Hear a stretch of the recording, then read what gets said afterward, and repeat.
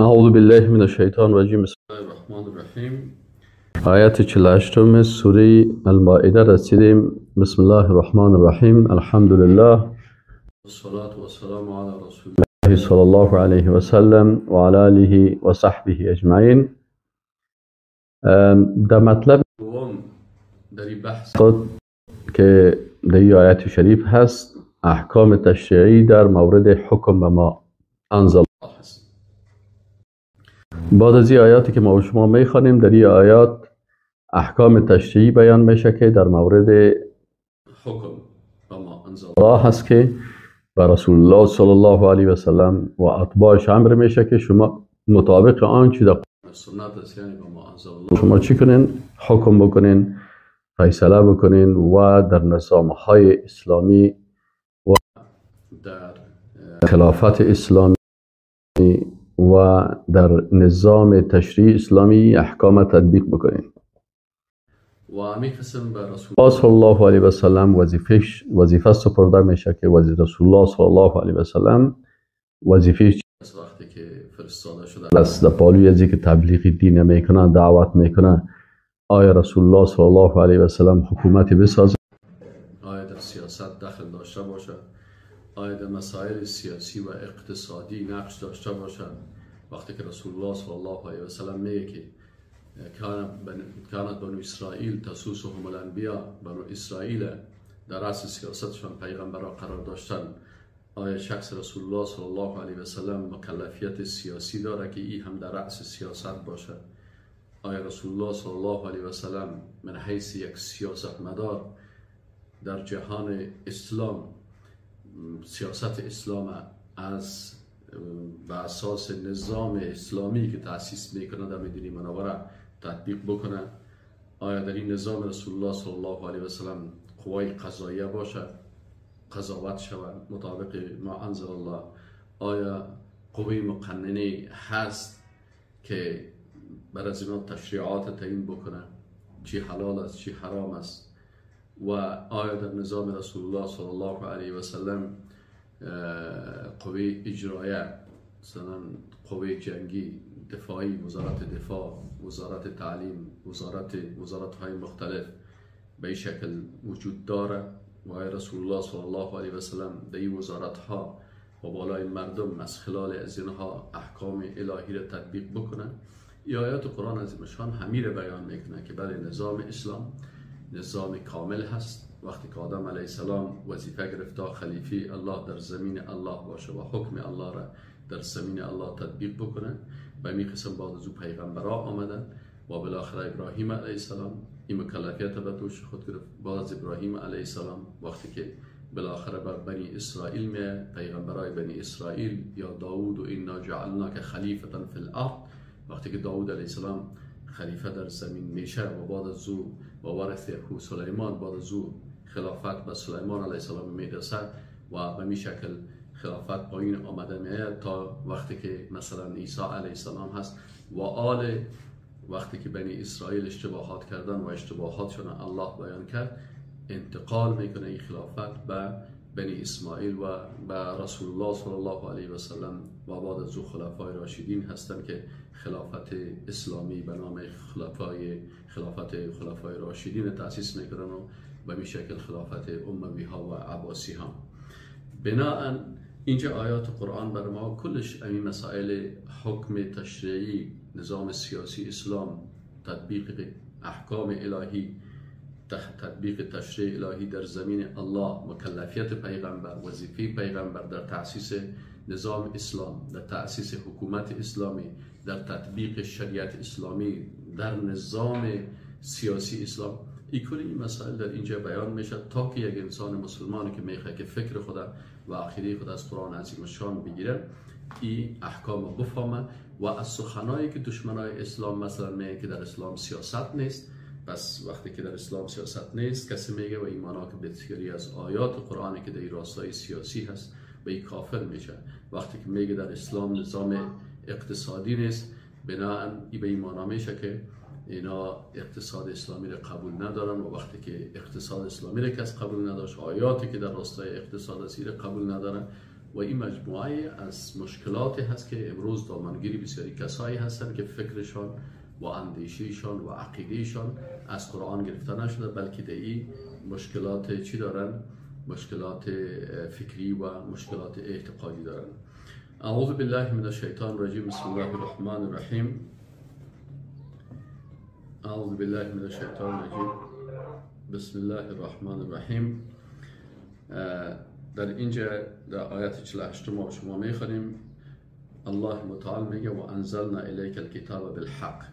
ای رسول الله صلی الله علیه و سلم، خطاب رسول الله صلی الله علیه و سلم است، میگه و انزلنا و ما با قدرت خود و عظمت خود نازل کردیم و تو ای رسول الله صلی الله علیه و سلم الکتاب ای قرآن عظیم شان بالحق به حق مصدقا لما بین یدیه. این کتاب تصدیق کننده امو اعتقادات توحیدی است که قبل از بوده هست و مهیمنا علیه و ای حفظ کننده امو شریعت و امو حفظ کننده اونمو احکام توحیدی الهی هست.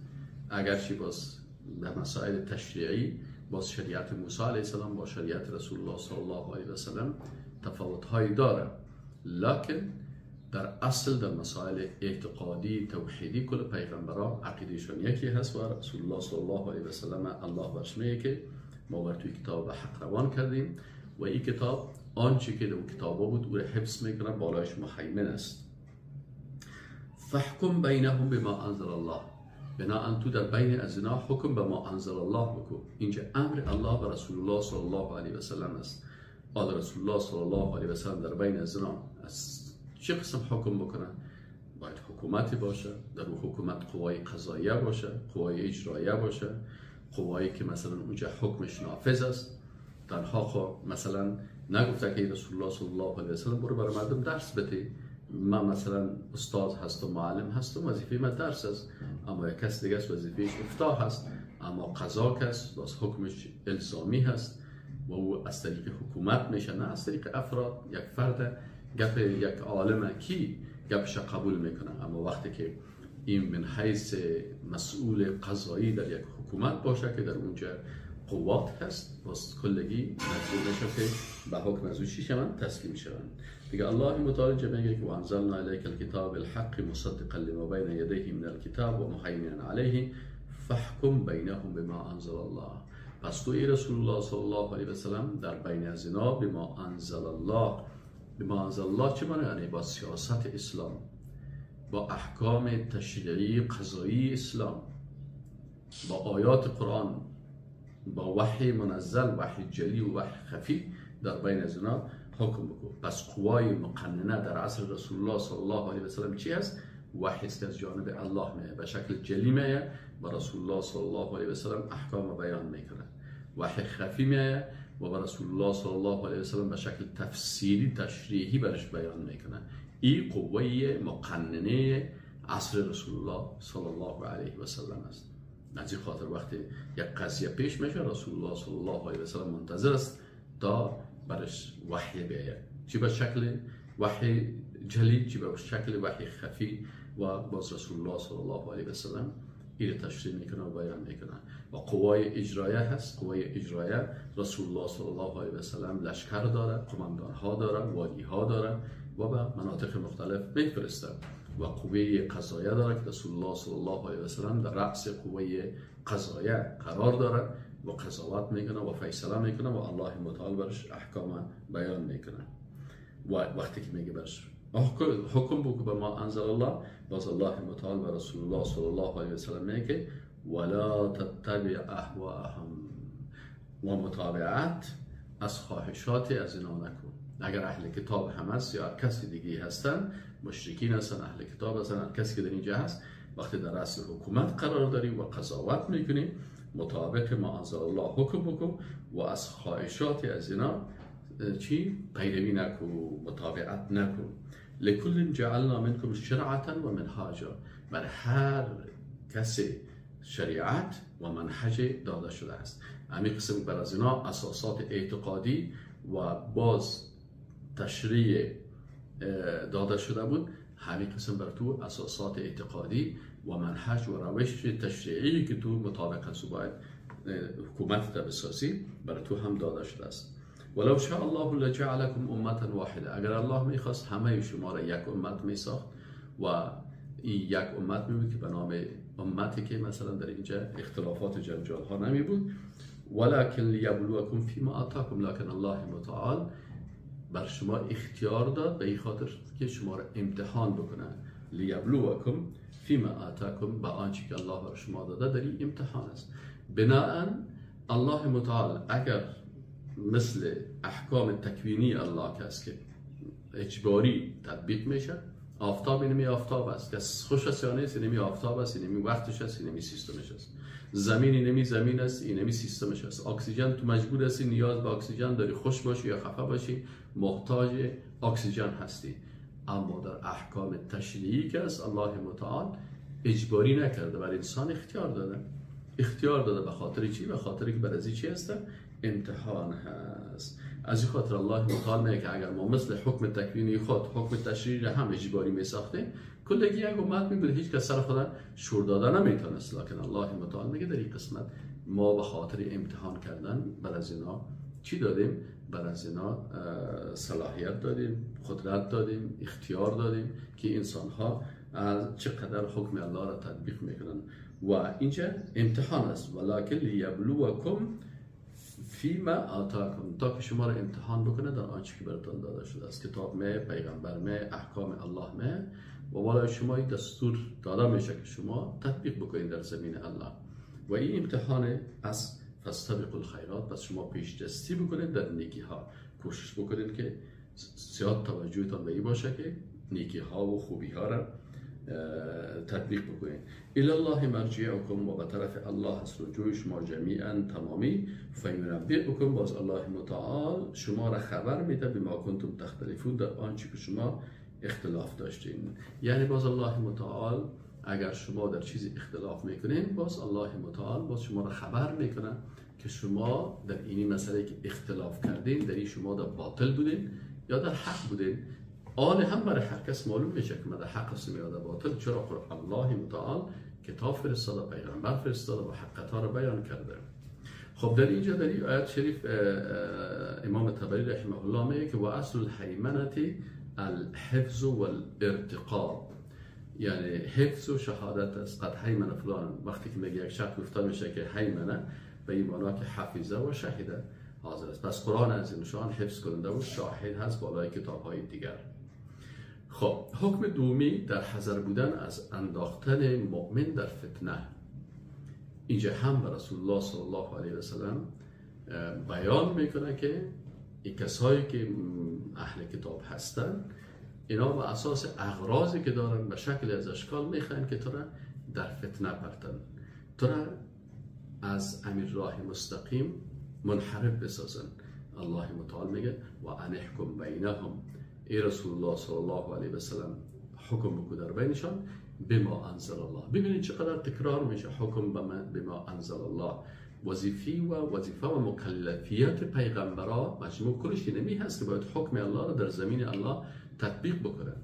بعضی کسا وقتی که در مسائل حکم بحث میشه فقط امو سیایت فاولایک هم الکافرون، فاولایک هم الفاسقون، فاولایک هم الظالمون امر ما کم میگیرن و باز میگن که والا اینجا وقتی که گفته فاولایک هم الکافرون، این کفر که است کفر دون کفر است و خلاص. اون عبدالله ابن عباس گفته دیگه کفر دون کفر است، بنابراین هر حاکمی که هر چیز میکنه او دیگه خلاص اولا که اگر کافر میشه کفرش کفر اکبر نیست و ما اطاعتش سر ما واجب است. و این اصلا خواب در چشم مردم زدن است یا عالم فریبی کردن است، در حالی که او آیات وقتی که ما شما در درس گذشته تشریح کردیم که در کدام حالات و در کدام حالات در کدام وقت کفرش کفر اکبر است و کدامش کفر اصغر است. باز در مسئله حکم به ما انزل الله تنها همین 3 آیت نیست، ولی آیات کلش میبینید. آیت 48 هم گفت ان احکم بینهم بما انزل الله. آیت 49 باز الله متعال تکرار کرده میره سر رسول الله صلی الله علیه و سلم تا امتش که عقیده از قرآن میگیرن این واقعیت درست درک بکنن که بر انسان سوال میشه که هر مرتبه الله متعال باز بر رسول الله صلی الله علیه و سلم باز برش گفته میره. در روایت هم گفت که گفت که و انزلنا الیک الکتاب بالحق مصدقا لما بین یدیه من الکتاب و مهیمنا علیه فاحکم بینهم بما انزل الله. حکم بکن در بین حتی اگر اهل کتاب هم در زیر بیرق اسلام زندگی میکنن در بینشان مطابق ما انزل الله حکم بکن. و در این آیت دیگه میگه که و ان احکم بینهم بما انزل الله، مائده 49 و ان احکم بینهم بما انزل الله ولا تتبع اهواءهم. حالا حکم بما انزل الله میکنی، خود در حکمی که بما انزل الله میکنی اونا بعضی اوقات میخوان که خواسته ها و خواهشات خود سر تو چی کنن قبولن به شکلی اشکال چال و فریب میکنن. وحذرهم، الله برش میگه از در حذر باش ان یفتنوک عن بعد ما انزل الله، که تو را از در فتنه بردن از بعض ما انزل الله، که یعنی بخواین که سرشان حکم الله تطبیق نشن. فان تولوا خب وحذرهم ان یفتنوک عن بعد ما انزل الله الیک، در حذر باش، در احتیاط باش از اینکه تو را در این فتنه پرتن که از بعض ما انزل الله الیک تو دور شوی، بعض احکام تطبیق نکنی. اگر نکردی در حقیقت در فتنه افتادن است، در انحراف افتادن است. و بعض علما میگه فتنه کفر است، در کفر داخل شدن است. احتیاط ای مسلمان. خب رسول الله صلی الله علیه و سلم خب پیغمبر معصوم هست، او عصمتش و پاکیش معلوم است، او را الله حفظ میکنه و ملائکه برش میه و ملائکه وحی و تمامی دسایس دشمنای اسلام برش توضیح میکنه. لکن آره بر ما و تو میفهمانه که وقتی که مکلفیت مسلمان تطبیق حکم الله در زمین الله هست، شما مسلمان ها احتیاط بکنید که شما را در فتنه کفر در انحراف شما را نپرتن. فان تولوا، اگر بما انزل الله رو برایشان حکم کردی و اینا روگش شدن، فعلا باز بدن که انما یرید الله ان یصیبهم ببعض ذنوبهم، بدن که الله متعال اینا را میخواهد بر از اینا عذاب را برسانند به سبب امی گناه هایی که کرده اند. و این کثیر من الناس لفاسقون، بسیار مردم فاسقا هستند، بسیار کسا از اطاعت الله خارج هستند. خب اینا وقتی که خارج از اطاعت الله میشن دیگه خودت احتیاط خود بگو که تو را منحرف نسازن.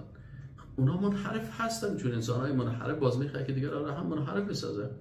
عبدالله ابن عباس رضی الله عنهما میگه ببینین اینجا چال و فریبه یعنی اهل کتابه که حتی میخواین که پیغمبر معصوم لحظش بده. ما شما را خب بیکی میخواین که منحرف و کافر بسازن، لکن حتی اینا میخواین که پیغمبر معصوم لغزش بدن. عبدالله ابن عباس رضی الله عنهما میگه که کعب ابن اسید یک اهل کتاب کعب نام داشت، کعب ابن اسد، دیگهش ابن سوریان هم داشت و سومیش شعث ابن قیس.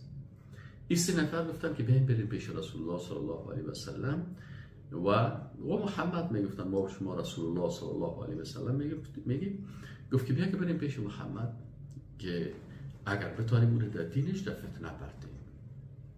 میبینیم و پیغمبر معصوم میفهمند که وحی میاد از آسمان و ملائکه اینا رو رسوا میکنن و بر رسول الله صلی الله علیه و سلم منافقت هایشان رو بیان میکنن، لکن با وجود از هم اینا چال فریب میکنن. میگه یا گفتن که بیا که بریم تا این پیغمبر در فتنه پرتیم.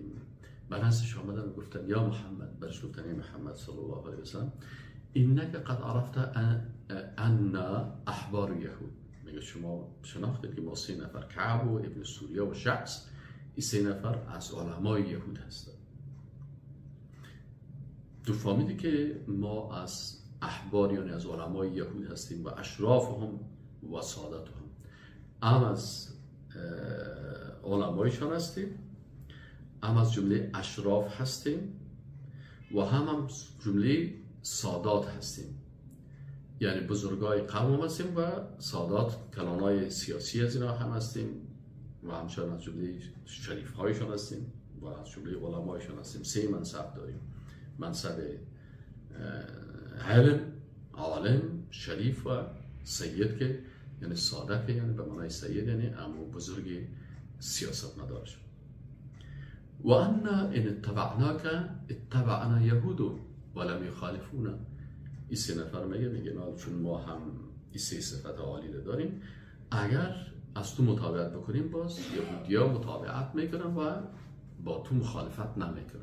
مخالفت به خاطر ما میکنن که ما هم کلانشان هستیم و هم سیاست مدارشان هستیم و هم عالمشان هستیم، ما در مقابل تو استاد هستیم. ببینید اکثرا مخالفت دین کی میکنن؟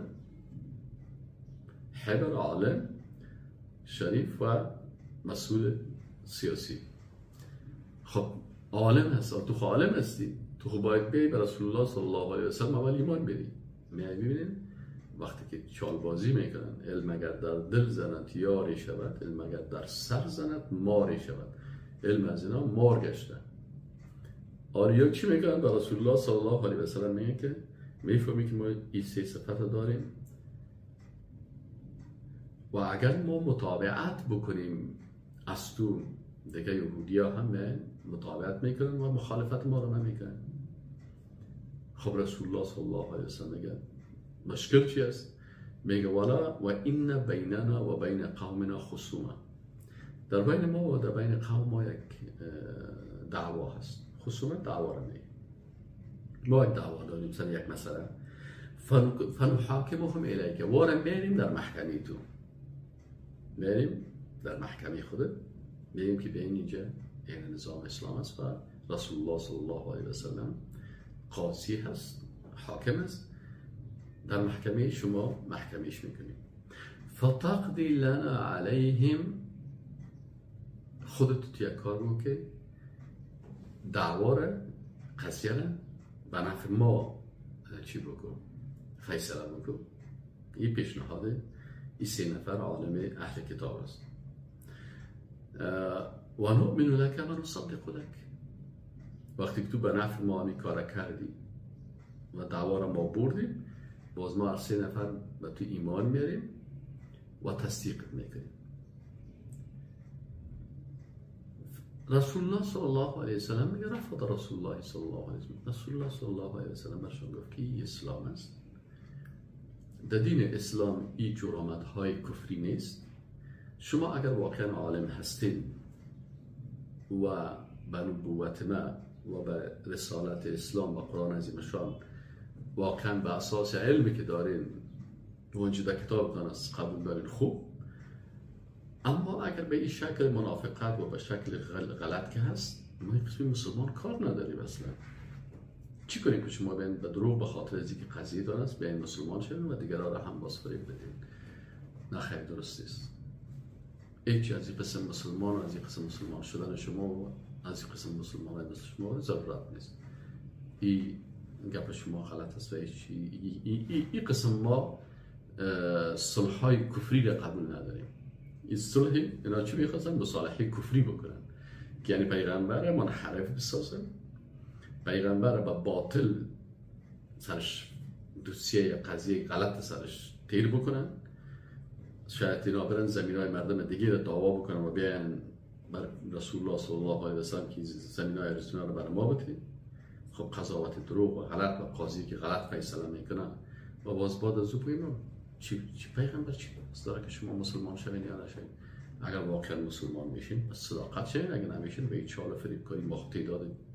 نمیخوایم سیاهی لشکر از زیاد بکنیم و از هر منافق و هر کافر و هر بیدین و هر مرتد ایده داخل صف بکنیم. هیچ ضرورت به تو نیست. برو بخیر. میگه وقت رسول الله صلی الله علیه و سلم سخنهای از اینا رد کرد، الله متعالی آیت قرآن نازل کرد که و ان احکم بینهم بما انزل الله الیک ولا تتبع اهواءهم واحذرهم ان یفتنوک عن بعد ما انزل الله الیک تا به آیت بعدی که لقوم یوقنون. سوم حکم به غیر ما انزل الله حکم جاهلیت است. الله متعال میگه که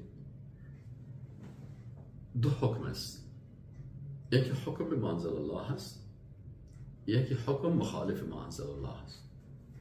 حکم سوم نیست. حکمی که به ما انزل الله هست مطابق قرآن و سنت است، این حکم الله هست. و باقی مانده قوانین، باقی مانده احکامی که این انسان ها ساختن، چی یهودی ها ساخته باشن با تحریف خود، چی نصرانی ها ساخته باشن با تحریف خود، چی مشرکین جاهلیت ساخته باشن با اما اندیشه های جاهلیت خود، چی در امپراتوری فارس و روم اونا ساخته باشن، مزدکی و مجم فلانی و فلانی فلانی، یا بس شکل جدیدش احکام مثل دموکراسی و سوسیالیسم و کمونیسم و دیگرها قوانین و فلسفه ها و فکری و قوانین دیگی که اندیشه ساختن. پس اینجا که ما انزل الله است، که مخالف ما انزل الله هست.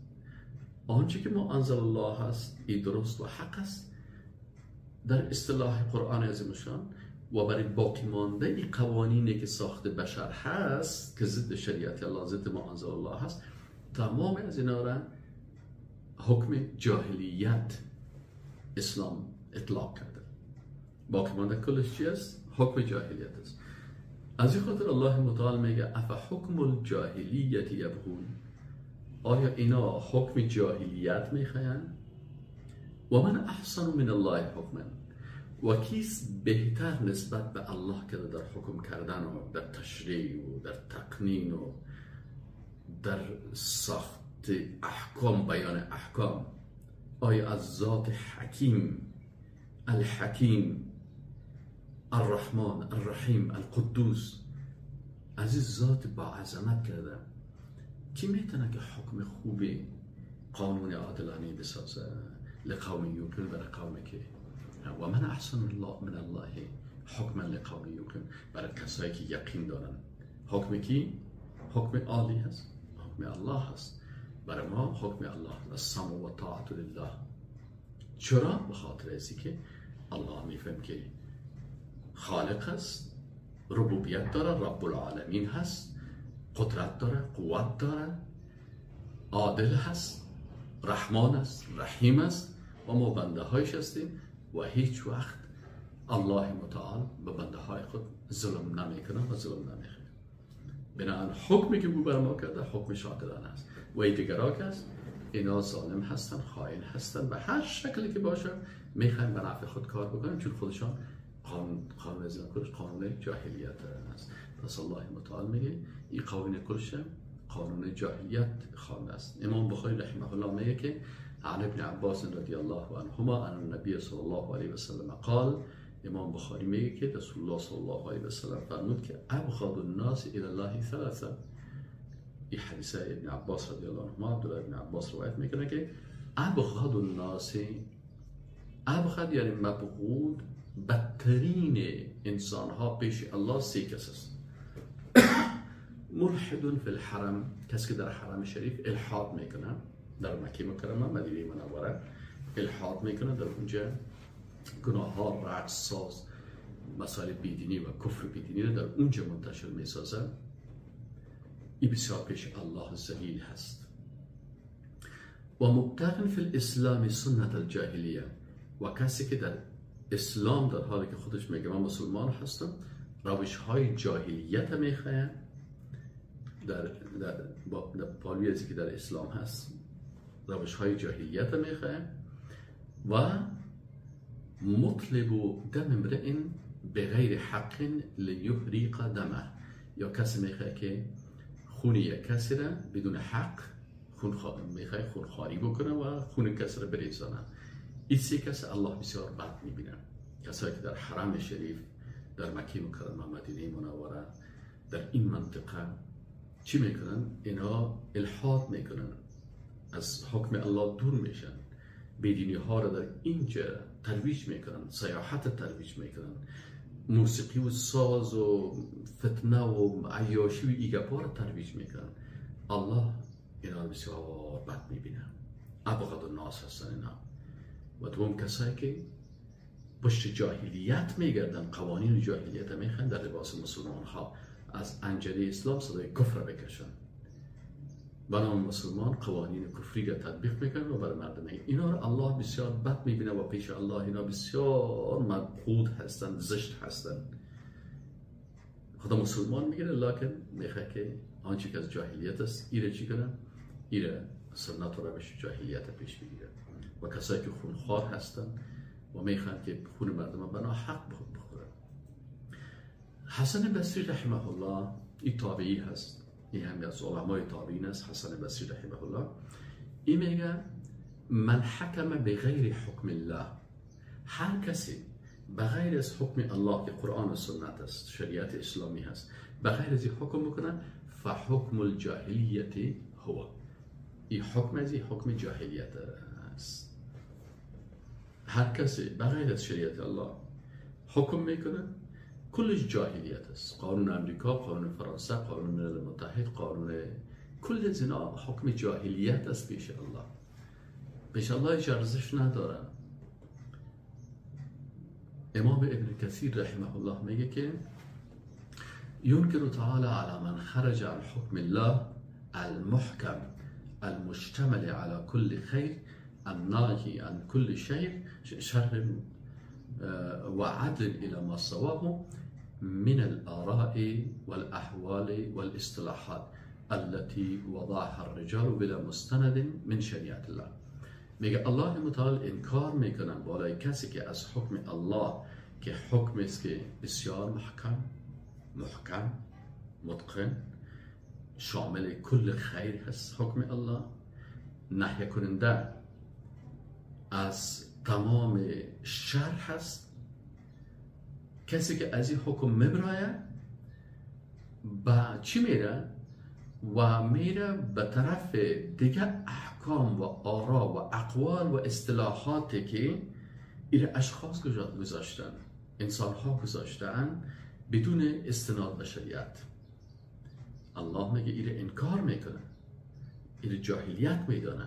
کسایی که اصطلاحات قانونی و تقنینی مثل قانون اساسی و قانون فلانی و قانون فلانی قوانین ساختن بدون مستند به شریعت الله، از دل خود، از افکار خود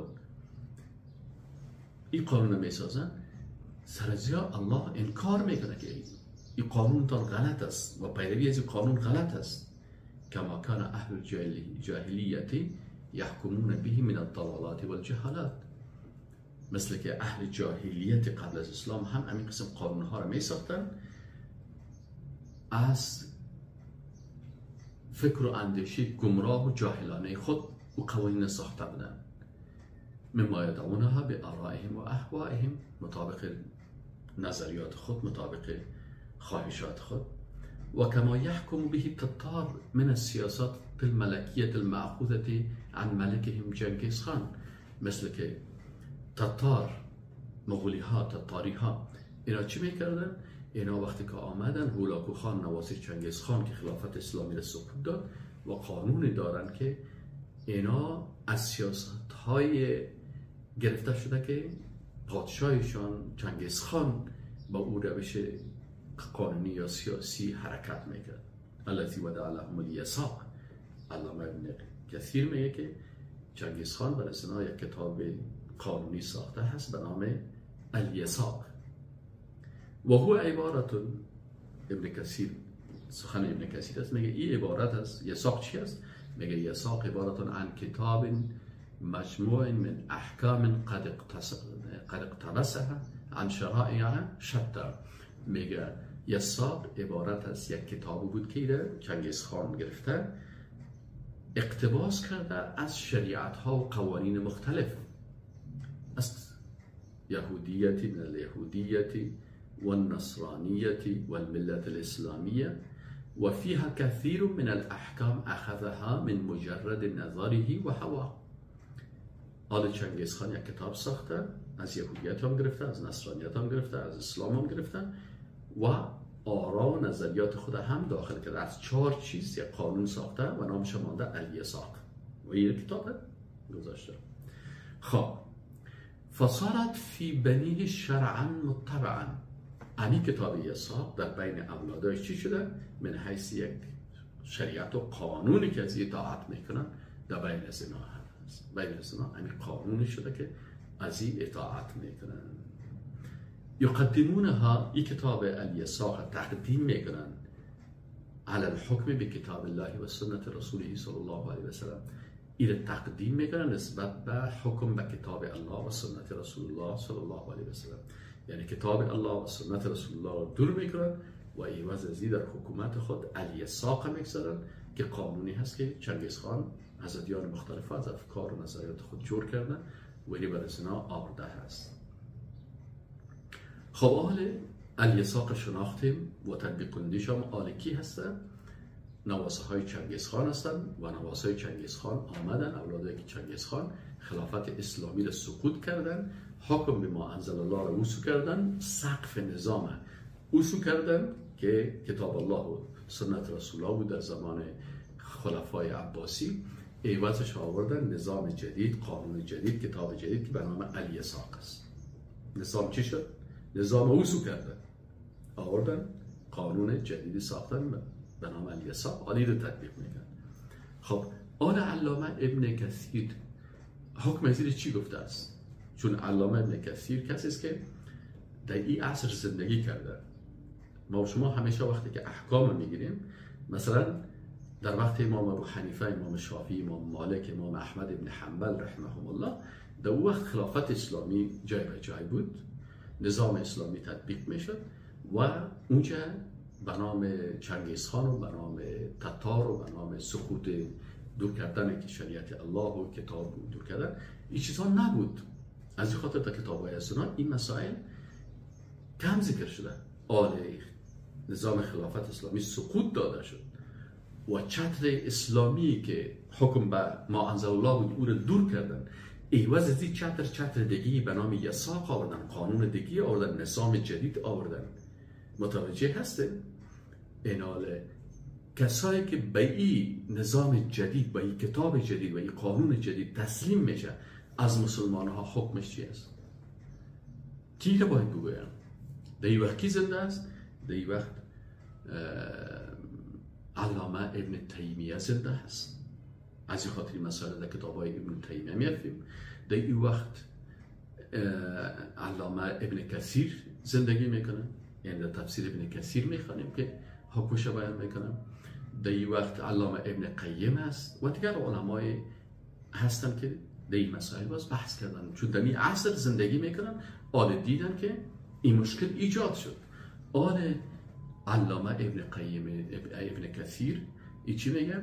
در تفسیرش در تفسیر ابن کثیر میگه که خب و من فعل ذلك منهم، هر کسی از اونا که این کار کردن که شریعت الله را دور کردن، حکم به ما انزل الله را دور کردن، نظام اسلامی را اسو کردن، نظام خلافت اسلامی را اسو کردن و به عوض از یک نظام دیگه آوردن، نظام چنگیزی و قانونش هم قانون الیساق که کتاب چی است؟ کتاب چنگیزخان است.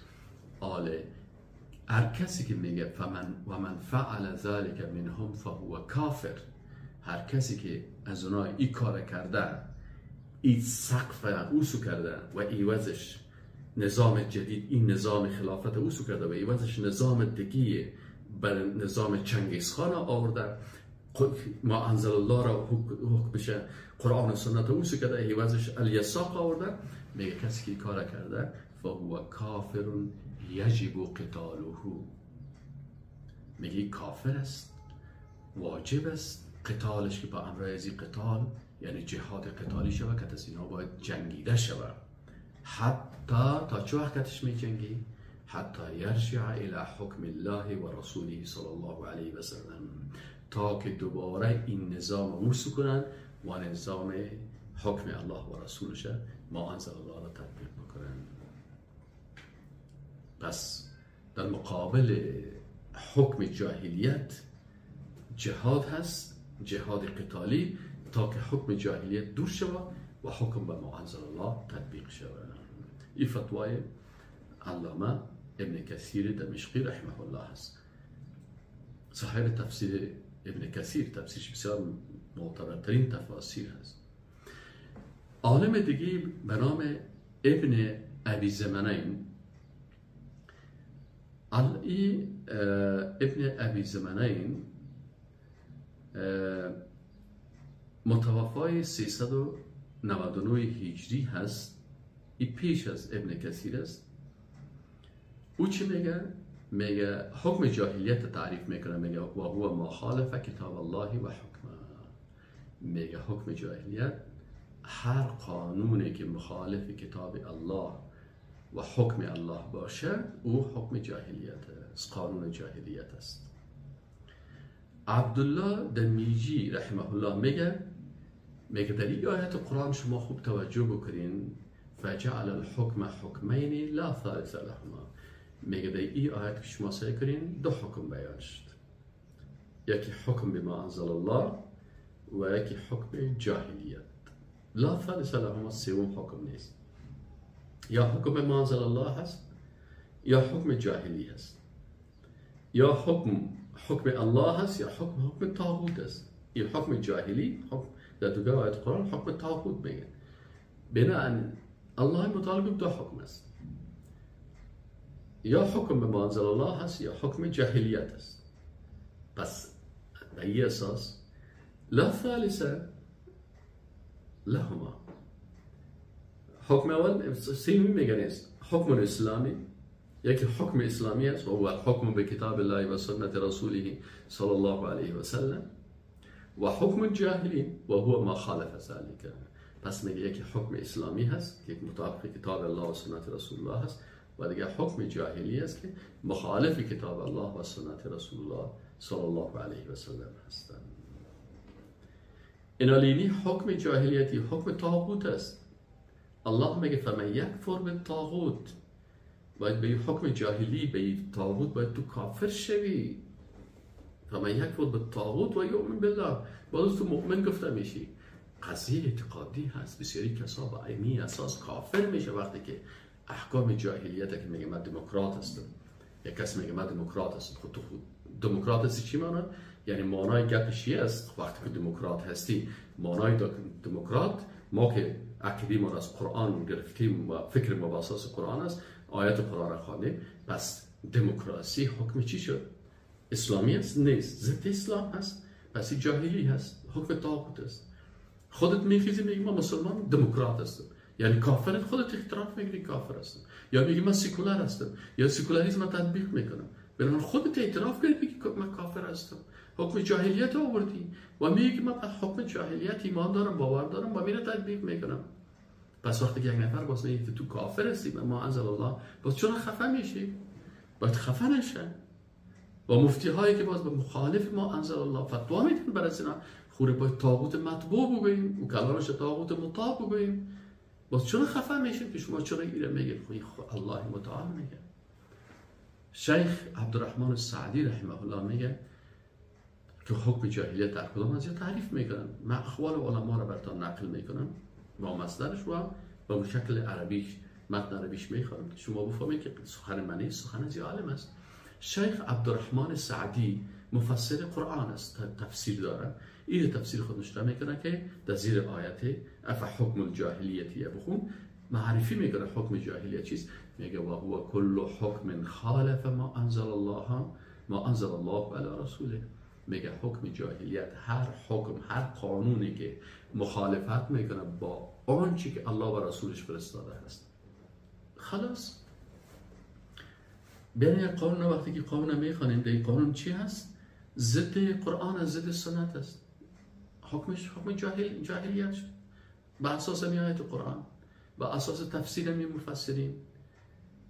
دموکراسی چی هست؟ وقتی بندهای دموکراسی را میخوایم که حکومت مردم، توسط مردم، برای مردم. خلاص وقتی که دموکراسی وارد است، حکومت مردم، توسط مردم، برای مردم است، کجاست حکم الله؟ نیست. پس ضد حکم الله هست. دموکراسی کفر شد.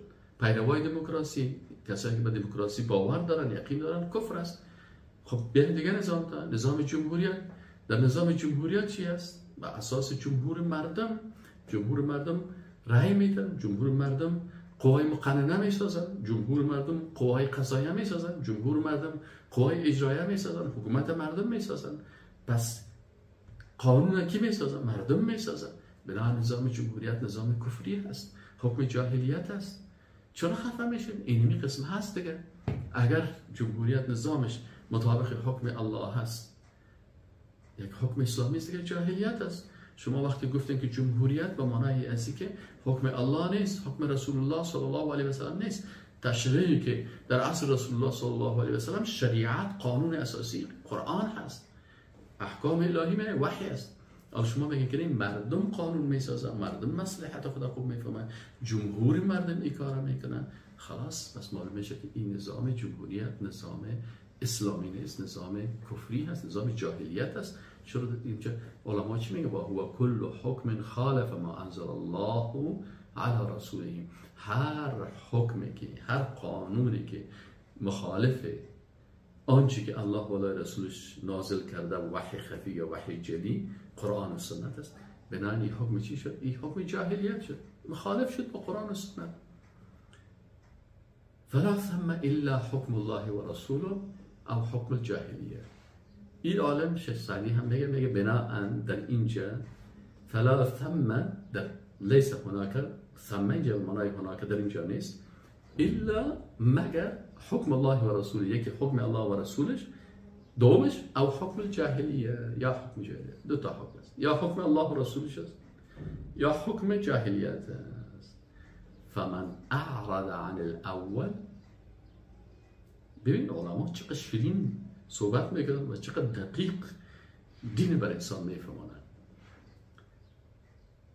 اگر امی شیخ عبدالرحمن سعدی آل باشه، انسان پیشانیش بوسه بکنه با یه علمیت و دانشی که تشریح میکنه.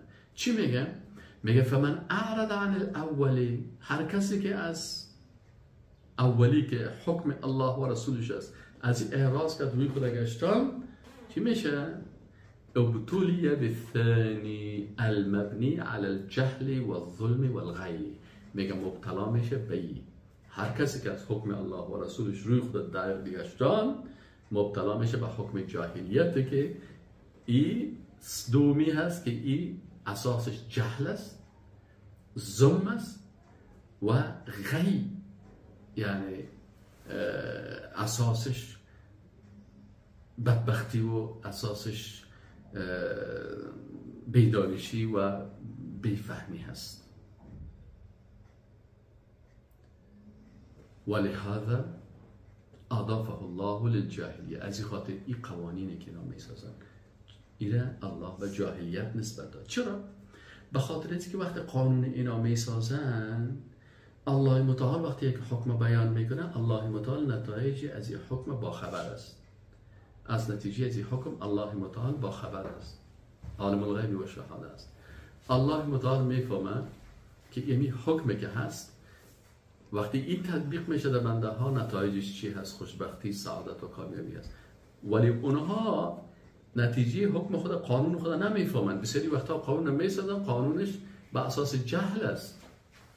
وقتی که تطبیق میکنن قانون، بعد از این یک وقتی یک کسی یک کتاب نوشته کرده بود، گورباچوف، درباره امی چیز نوشته کرده بود، کتاب به نام پرستریکا نوشته کرده، به نام پرستریکا یک کتاب نوشته کرده بود و اون نوشته کرده یا کسی شرح میکرد یک جای خانم که میگه ما 70 سال امی قانون را که ساختیم، این سر چندین جمهوریت میگه ما تطبیق کردیم و دیدیم که کلش چقدر انسان رو به خاطر از این کشتیم و بالاخره 70 سال بعد فهمیدیم که قانون نتیجه نداره.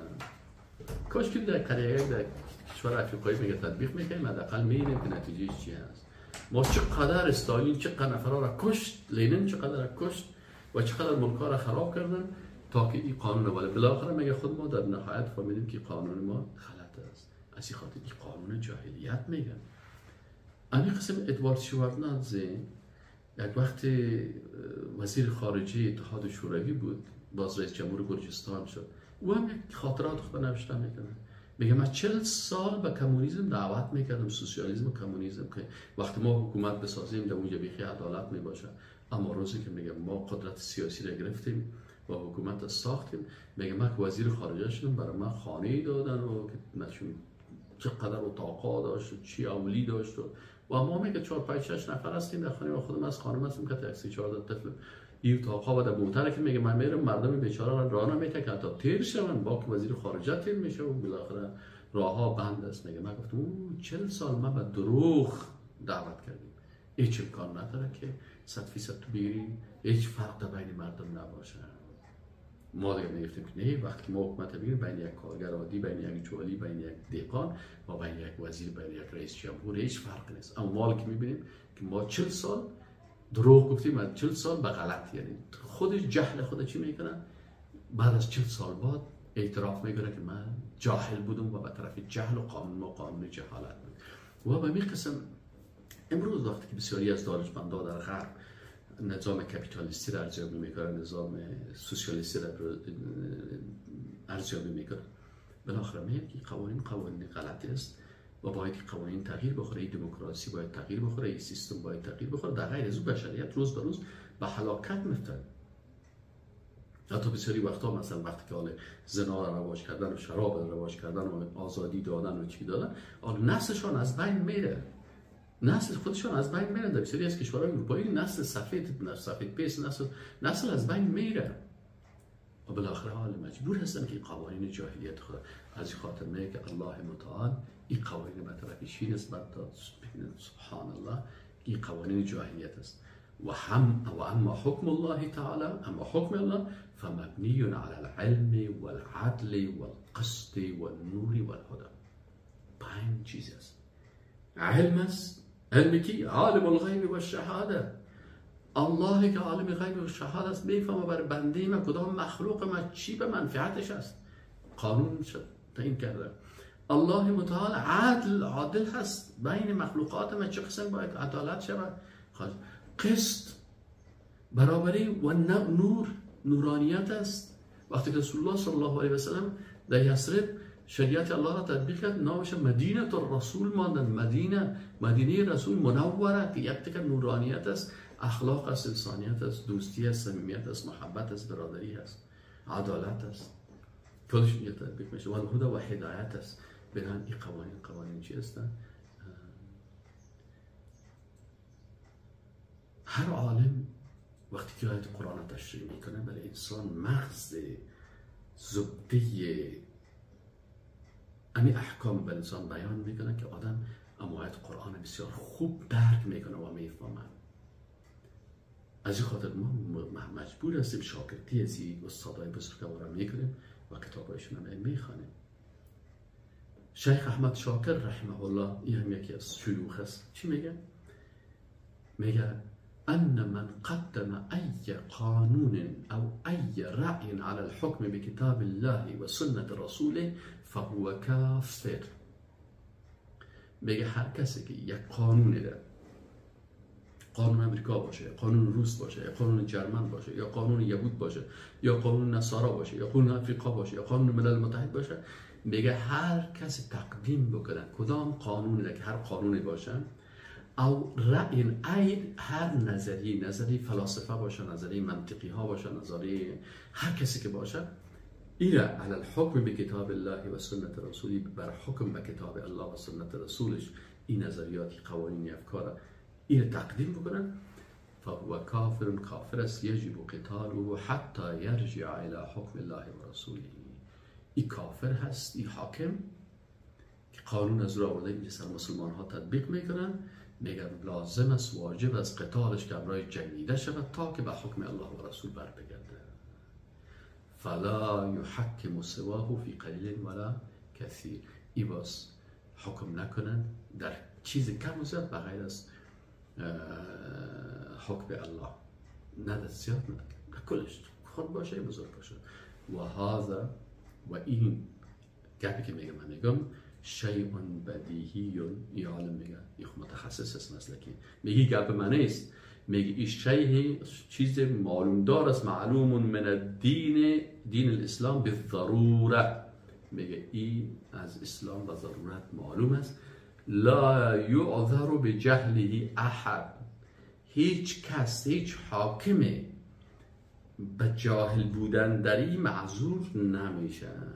این حاکمی که بازی حاکم ولی نمیفهمه معذور بالجهل، میگه نداره، این حاکم کافر است. ايا كانت منزلته من العلم او الجهل، هر قدر که منزلش چی هست که بگه که مثلا حاکم لیسانس داره یا ماستری داره یا دکترا داره یا فلانی است یا فلانی هست، اینجا بازی بگه که چطور نیست، اینجا برای باز عذرش قبول نمیشه.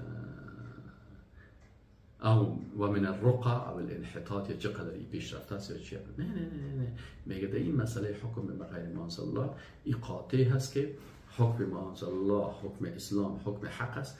دیگه قوانین کلش قوانین جاهلیت است و اگر یک حاکم سر مسلمان ها این قوانین جاهلیت تطبیق میکنن میگه این کافر است و عذر بالجهل هم نداره، به خاطر از اینکه این از دین به ضرورت معلوم است و با طرف از این دیده نمیشه که ولی مستوای علمی از چقدر است ولی بیچاره. نه، وقتی که گفت که ما مسلمان هستم کلمه خواند قرآن میفهمید، گفت یه اساسی ترین مسئله اسلام است که در اسلام حکم الله باید تطبیق شود، شریعت الله تطبیق شود. وقتی شریعت الله را که از دور کرد کافر است و باید امراش قتال شود و عذر بالجهل هم پذیرفته نمیشه. این سخنهای کی است؟ سخنهای شیخ احمد شاکر هست. خب